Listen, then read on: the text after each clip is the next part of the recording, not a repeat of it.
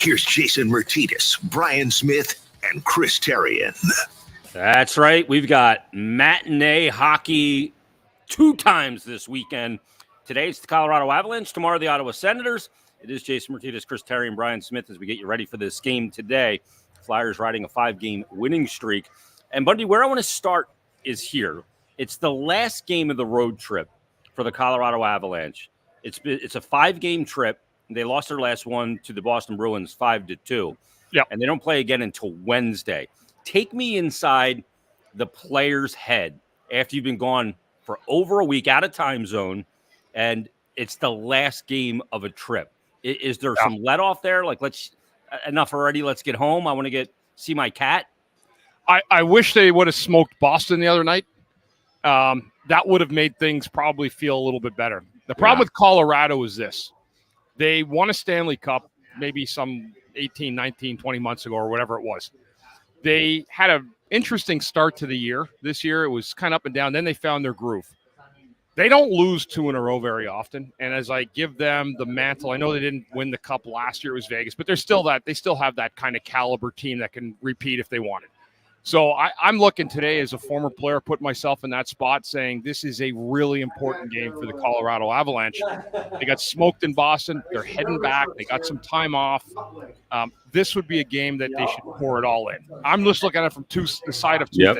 Now, the Flyers on the other side, they played 2 of the 3 best games, one on the road, one at home, that I've seen this team play maybe in a decade.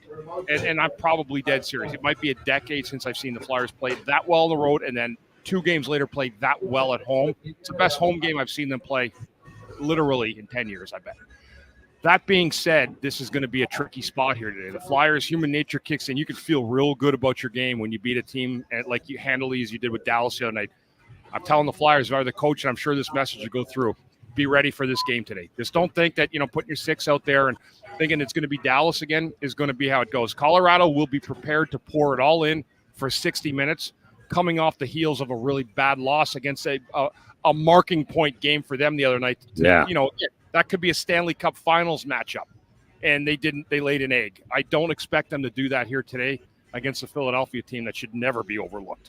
You also have a little bit of an intangible here, at least from the Flyers side, in this 1 p.m. start. And I don't know what time the Avalanche think it is. They could think it's anything at this point, but the Flyers have not had the best of games in these 1 p.m. time slots this year. I don't know what the difference is as an athlete playing at 7 versus playing at 1, but I've heard a lot of guys say it's nice to just get up, go to the rink, it's game time. You don't have to sit around all day. And just a matter of what direction that part of it goes in. I like getting in the early games, Jason. Jason knows why, because we'd be at the bar earlier, right? Jason? Yeah, happy hour. We'd be at 5 instead of 10. Yeah.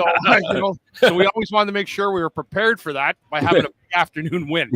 But, in all seriousness, Smitty, a fair point, but this isn't their first game on the road. They've been adjusted. Yeah, they're adjusted already, and so that doesn't play into it at all. I have a feeling that Colorado was going to have a very, very good game today. They have championship pedigree. They have the skill to do it. That being said, I'm really excited about this matchup because the Flyers, as I said, I don't think they can play any better. And if the team's playing like that, and you got a team coming in here hungry for a win again before they head home, this should make for an absolutely incredible hockey game. Honey, what's it? When you play a game, that was a signature game against Dallas.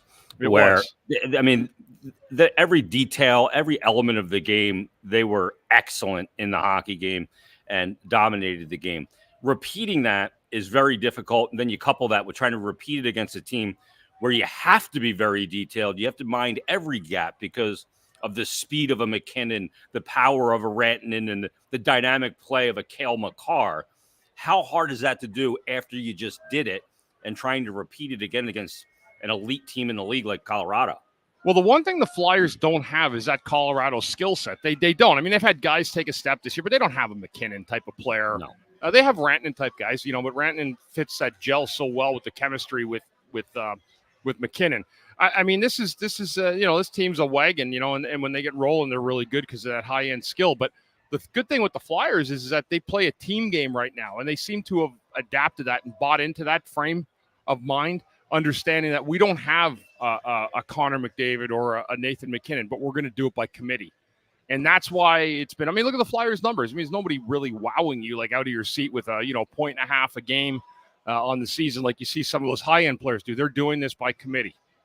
And as I've said, every coach, a team that John Tortorella's coach has had a moment in time like this, regardless of the talent. And they're in that seat right now.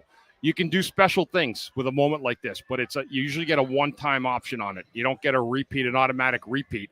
That's why the chemistry at this Flyers team has brought in to this year and what they built through the year has been so important for people to see, the players to develop through. But in no stretch at all, do you think that if a team's playing like this now with this group, that it's going to be the same next year? That's why I say the skill shines through at the end. And Colorado's at that point that the Flyers are trying to get to. But I will say one thing, the Flyers' depth and the way that they play as a group, there's not another team in the league that's playing like that right now. You mentioned the other night and trying to do that 2 nights in a row. And I walked away from that game wondering, did that game just raise the standard for this team? Did it raise the bar in terms of that's the way they expect to play every night? Or is that a game where they maybe overachieved a little bit? I wasn't really sure what I was looking at there. That's a great question. And I'm going to be honest with you. I think the Flyers were brilliant, and I think Dallas brought a B game the other night. Yeah. Maybe a low B, high C. Like, they were not ready to play. That was a stinker of a hockey game. Yes, the Flyers played magnificent, but when you're out shooting a team like Dallas 20-1, that means the other team didn't really step on the ice yet. And if you look at that game and rewatch it, and I pay very close attention, that was one turnover and one snapshot in the slot from being a perfect team game in every sense. The Sagan goal. I mean, that was one breakdown, I think, that I could count in that game. I don't think Dallas had a chance. First shift of the game, they had the 2-on-1. Other than that was it, Bundy. That was the first shot. They didn't get another one until into the second. 14 minutes into the second. Yeah. So including the power. But they were not good. I mean, if that looked like the worst team in the NHL the other night. But at the same time, the Flyers forced them into that as well, and they were not able to regroup. They did for a few minutes at the end of the second, but I love the way the Flyers clamped right down on that again and really took that power play lead in the early third, capitalized, which they hadn't done.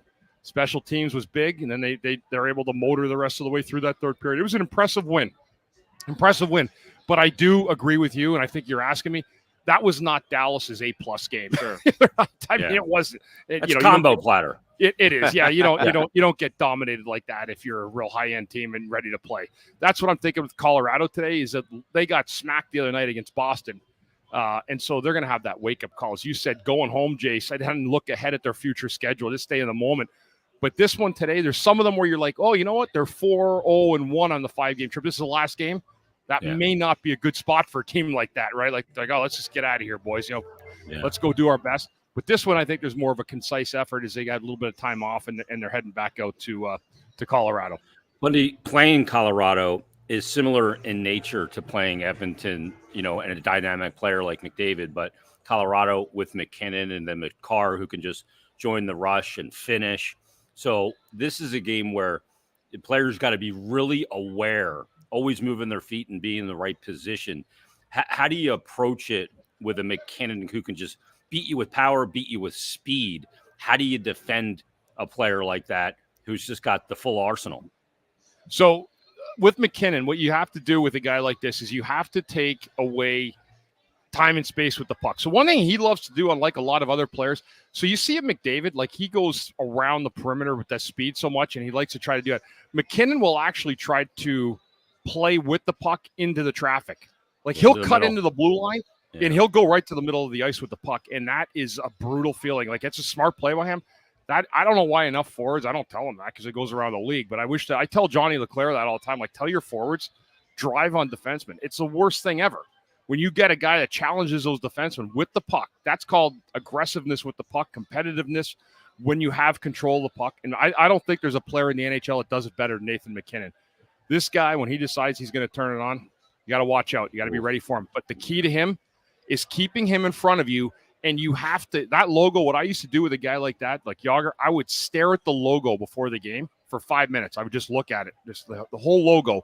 And then what I do is I'd embed it in my head and I would stare at that jersey. Him coming, you look at the puck or the skates with a guy like McKinnon, you're dead. That's why I said people say, I don't even look at the puck. Put your stick out, you got your peripheral vision, and you stare at that whatever crest he's wearing on his uniform today, and you do not let it get around you. Any defenseman can do that. But the minute you look at the puck or his feet, you're done. It's one of those things, too, where, obviously the Flyers have had a little bit of a change in Jamie Drysdale coming in since the last time that they took on this team. And Drysdale's a guy that has seen McKinnon actually a good bit, 6 career games, and he's got a goal and 2 assists against Colorado. But that's not really what I'm interested in seeing. I'm really interested in seeing how a player like Jamie Drysdale handles a player like Nathan McKinnon, because it seems like it's speed versus speed. Yeah, and if that might probably be the matchup again they're going to go with, and see how it goes. I mean, there's a little bit more experience there with Drysdale than perhaps there was with Cam York. If he's playing with Sanheim again, I assume that they will. I don't think there's any lineup changes today for the Flyers, except the goaltender is my guess. Yep. Yes. Carter Hart goes. Yeah. So, I mean, Drysdale's just such a, what he does so well? He loves skating around the perimeter, right? And what he does when you do that, especially in the offensive zone, you force other guys to make decisions of where they have to go look for who's open, while also keeping an eye on the puck carrier. So that's why I love that skating. I mean, we never had like a guy like that really come in until he came into this year. Sanheim's done a good job getting up, but Drysdale feels a little more like the natural fit. Well, I love how he flips the side of the ice to the weak, carries the puck to the weak side, and just causes all those decisions for the team defending. Let's take our first time out. When we come back, we'll talk to Bundy about confidence for an NHL player, and in particular, Owen Tippett. Sure. We'll get to that coming up, and boy, he's got it right now. We're back after this on the BetRivers.com Flyers Broadcast Network.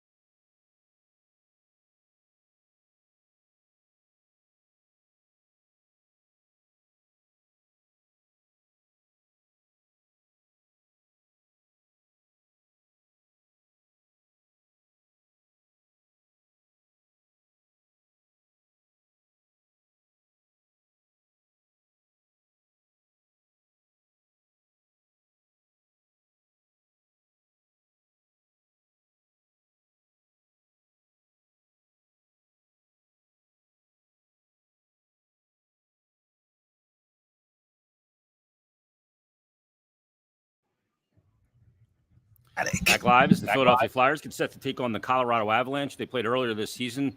Flyers got a 5-2 win in Colorado. 2 goals from Travis Konechny in that game, and 2 points from Owen Tippett, which leads us to our next topic of conversation.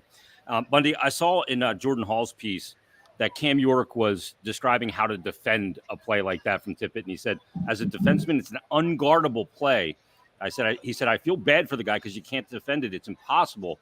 When Tippett shows the puck in the middle, if Hanley goes stick on puck to the middle, as soon as Tippett turns around, you don't have time to get your stick to the outside. And as a D, there's nothing you could do. But the next time you look, it's in the back of the net. And when you see a play like that, I see confidence in Tippett to just play on instinct and, get creative. And obviously a goal like that, and coupled with the other goal in the game where he got it off the draw with the shot, has got that player feeling confident. When a player's like that, describe that feeling when you step on the ice and you're just like, oh my goodness, I can do anything. Yeah. You know what, Jace? I mean, as I said, I don't know if you're going to find a prettier goal. Cam York is kind of right, actually, about that. Like, I don't know, as a defenseman, I was watching, trying to figure out how I would guard that. And I mean, the defenseman in that situation did everything right. You got a guy middle. You protect the middle, you put him on your backhand. and he's able to pick the far corner. I mean, that's just a sick goal. But yes, Owen Tippett is a guy who continues to grow, continues to get better, improve, feeling confidence. The good thing with him is when you see what he's able to do, you can then show him tape. You know, you could show him, hey, look, you've done this. Here's what you can do. Here's how you can be better. Continue to get better. I don't know yet if he's a streaky scorer. I want to see like the kind of coolness through the year, almost like a Rantanen. Remember how he like started scoring a few years ago? Mm-hmm. You know, find that level of consistency where you're not wondering if he's going to score that game, rather thinking that he may score that game, which is what you want. You don't want to. You don't ever want to hope your players score. You want to think that they will give themselves an opportunity to score. And so I just feel like with a play like that, like, I mean, you could build so much off of that. I mean, defensemen like myself, if you get a goal, you sometimes feel a little bit more flair offensively, and there's no way I ever should. But that's what happens. The guy gets goal, and you feel like, wow, you feel good about yourself. I can't imagine what that's like for a naturally gifted goal scorer. So, when I say that, I'm saying like, I'm not an offensive player. Most guys aren't. But that's how you discover who you are, when you can make a play like that and embarrass a goalie on the other side, and you're saying to yourself, wow, I can do this stuff. I can make these kind of plays at this level. I guess I read somewhere, somebody said, I don't remember where I saw this, but an opinion that all goal scorers are streaky to an extent, and I guess it's just a matter of how high or low it goals. I'm more interested in your thoughts on his shots on goal. That had been an issue in the eyes of Tony Tortorella. And I've never obviously taken a shot in a hockey game. How hard it is to hit that net. But I guess to some extent, is there a time when you're just buckling down and trying to make sure that you're getting the puck on goal and seeing what happens? There's not a player out there that's going to tell you that they don't aim at some part of the net. Mike Boss, what's the old say? Mike Boss, I used to aim for the middle of the net and I'd miss, most of the time. Hit the corner. Yeah. But again, I think that some guys do that, and I have an understanding of what the best play is, what the most feasible play is, what the puck is probably the best way to go. But yeah, I mean, I guess you're right, though, Smitty. Yeah, every goal scorer is kind of streaky, but he's feeling it right now. And I think at the same time, it's rough patches guys can go through goal scoring. You're seeing a guy on the other end of the spectrum that just, filling the net and having a lot of fun doing it. When you look at it, Bundy, with a player like that, when he's just scoring like crazy like this, and he is on a streak right now. He went 5 games without a goal, and now all of a sudden he's got 6 goals in his last 6 games. You want to depend on that, but you need other guys to be chipping in as well to get the secondary scoring that the Flyers have gotten. Like in that last game against Dallas, Tippett gets 2. Sean Walker joins the rush, gets 1. Mm-hmm. Lawton gets the penalty shot goal. So you got to get some offense from the guys that you need to contribute game in and game out, like Konechny, Couturier, Farabee, Tippett, and Frost to some extent. But those other guys got to chip in as well. I'd like to see a little more scoring from the blue line, even though Walker got it in that game. But, to get that scoring spread out is a huge thing because it can help you have rocking chair ride finishes. There's no doubt about it. And I think anytime the defenseman can get up in the rush and help the play, that's sometimes just as valuable. I think a lot of people put emphasis too much on, defenseman points, getting points or scoring goals. But I think Sanheim's been a good example of guys getting up, and now Drysdale getting up the ice. What it does is it adds an extra layer and it forces accountability on the defensive side. And that's really what I think a defenseman to me that gets up in the play has to be accounted for. And that's why that extra layer of rush becomes such a problem for the opposition in so many ways. So, if I'm coaching this league, I'm doing the same thing. You have to have your defenseman getting up into the play without surrendering the farm on the other side. If there's a play coming back at you. The other thing the Flyers have done too, guys, they have done a really good job of not turning pucks over. If you turn pucks over, you send the other team back in transition. I don't care how good a team you are, you're going to get burned. And the Flyers have done an unbelievable job getting pucks out of their zone and getting pucks into the zone, whether under control or chipped in or hard around, whatever it may be.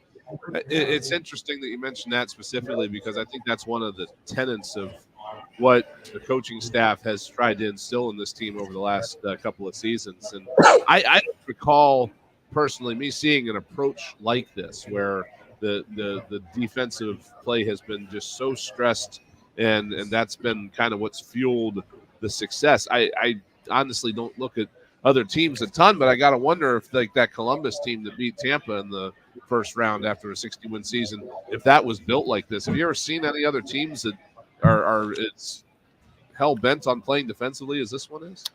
Well, they're committed. Yeah. And it's not necessarily like you can't really say to yourself, I'm going to really dig in and play great defense. But playing defense is buying into a system. If it's accountability, winning 50-50 battles is the biggest part of defensive hockey. Getting the puck sealed, winning the battle, and allowing you guys to try to break it out afterwards. But yes, they're committed. They swarm teams. They don't give teams a lot of time with the puck. And yeah, like I said earlier, this is what a John Tortorella team does at some point of every tenure he has. And right now the Flyers are in that groove. It's amazing against that Tampa in that playoff series. They forced Tampa to play fast. Tampa was actually a team that was plotting at that time. And they just used their skill to work the puck around.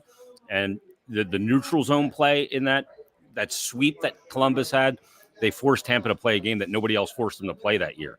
And it was I guess it was pre-scout and the way Torts approached it, but Tampa didn't really know how to handle playing with that kind of pace at that time. And they went on to win a couple cups after and had a pretty good run, obviously, with all that skill they have. Let's take our last time out. We're going to come back and give you the line combinations for today as the Flyers get set to take on the Avs, wrap up the season series against the Avs. We're back after this on the BetRivers.com Flyers Broadcast Network.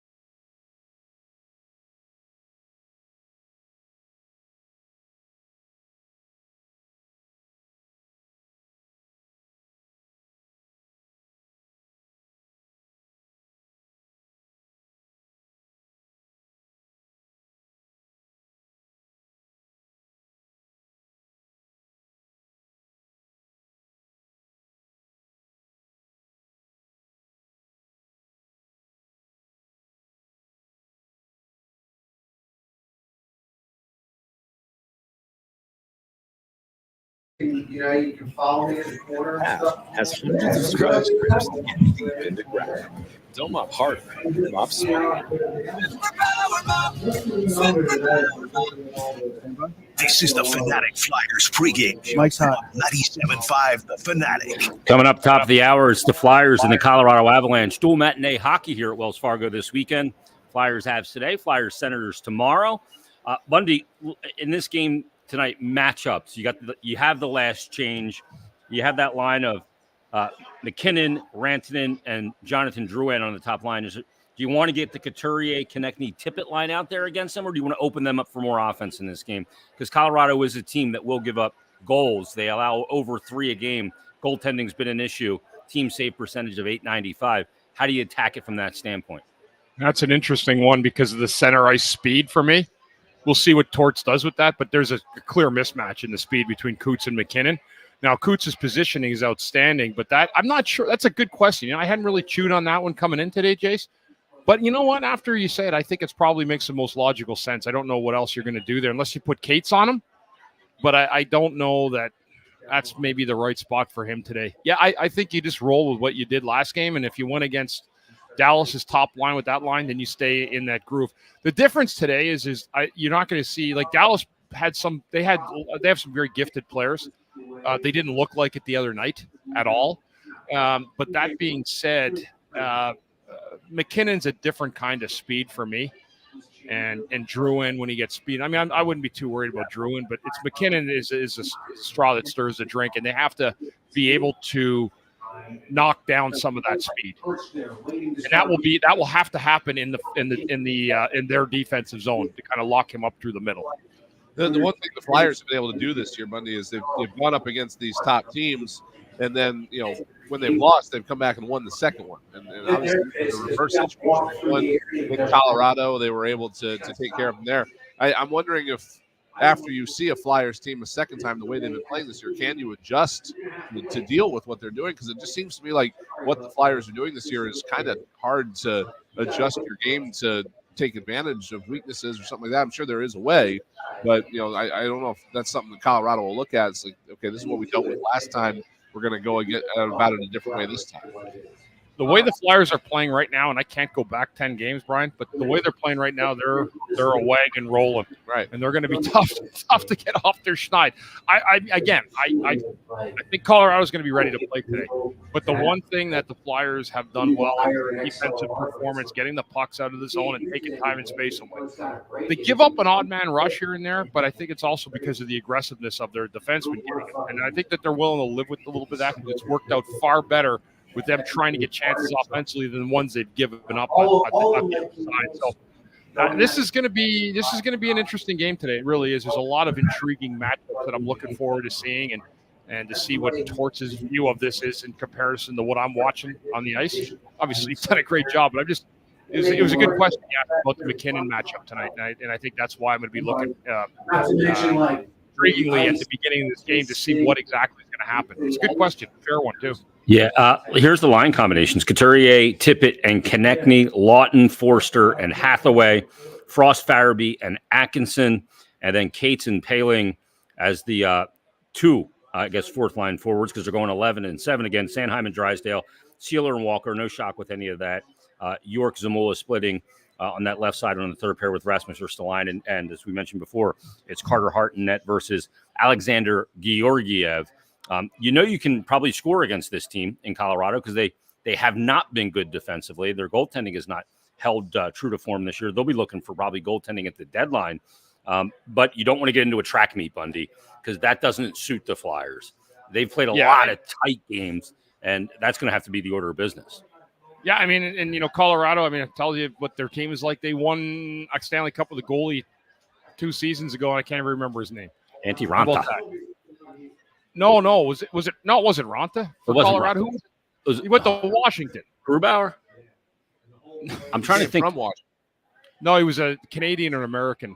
Why can't I remember? See, that's what I mean. The fact that I can't even remember is an issue, right? That's exactly. Yeah. So they won a cup with a guy who was, decent, and then, but that shows you the kind of team Colorado had. This can be a really interesting game here to watch today because I'm really excited about it. Kind of gives me a little bit of hope, like that Vegas game we saw a couple months back. Big home win in the afternoon, and the Flyers can get this game today, man. It'll be really, really good heading into that Ottawa game tomorrow, who the Flyers should beat. Yeah, I was going to ask about that next. It's just kind of a weird situation. You're back-to-back matinees, and it's not something that happens very often, but obviously a really good opportunity here to just keep the wagon rolling out of that Dallas game and grab some, 4 points here. So key here today, Smitty. You're right, and that's why getting this game out of the way is important because I think Ottawa's just a bad team. And you don't know what you're going to get from them. So you beat the good Colorado today. You carry that momentum again into Sunday afternoon. But again, I would say just one game at a time first. Don't jump the shark. Be prepared for the start of this game. I think Colorado will have a good start to this game today. And the Flyers, who've had interesting afternoon games, should not wade into this one at all. They should try to take the fight to Colorado. Darcy Kemper was the guy we were thinking of. Darcy, there you go. Yeah. There you go. Where you been, Darcy? That's they won a cup with that guy, and we forgot his name. That's Aiden Hill won one last year. Aiden Hill, remember his name's still fresh, right? But there you go. That's what I'm saying with goaltenders. Is a different kind of, I don't know, a different flair in the moment right now. Yeah, no question about it. It'll be Georgiev today versus Carter Hart. It'll be the Flyers versus the Avalanche as we kick off a great weekend of matinee hockey here at Wells Fargo Center. Stay tuned, though. Tim Saunders and Todd Fedoruk, they've got the countdown to face-off. That'll be followed by all the first period action. Flyers Avalanche. You've been listening to Flyers Game Day on the BetRivers.com Flyers Broadcast Network.